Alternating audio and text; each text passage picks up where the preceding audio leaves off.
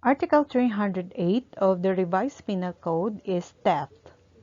The elements of theft are: first, that there be taking of personal property; second, that said property belongs to another; third, that the taking be done with intent to gain; fourth, that the taking be done without the consent of the owner; fifth, that the taking be accomplished without the use of violence against or intimidation of persons or force upon things. For this felony, we have the old case of Natividad versus Court of Appeals, 1 Skra 280.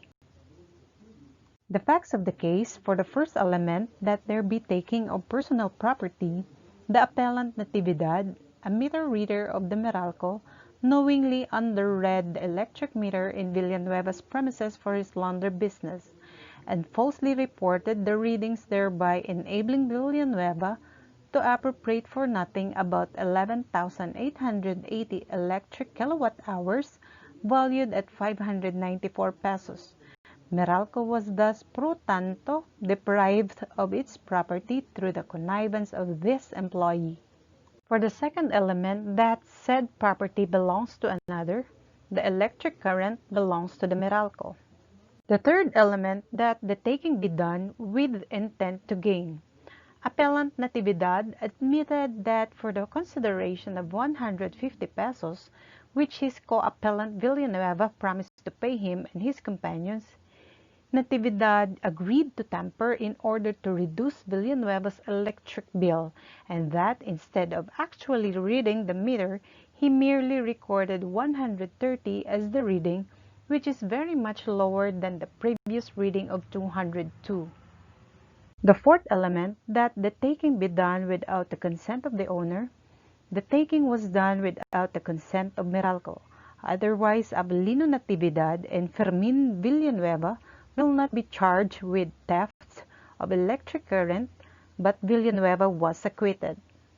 For the fifth element, that the taking be accomplished without the use of violence against or intimidation of persons or force upon things, Appellant Natividad misread the electric meter so as to decrease the amount which such consumer had to pay, and paid to the owner of the electric current, the Meralco. The resulting situation does not materially differ from the case of U.S. versus Carlos, 21 Philippines 553, wherein the consumer of electric current, having managed to evade payment of a part of his accounts by using the so-called jumper to deflect the current from the house of electric meter, was held by the court to be guilty of theft.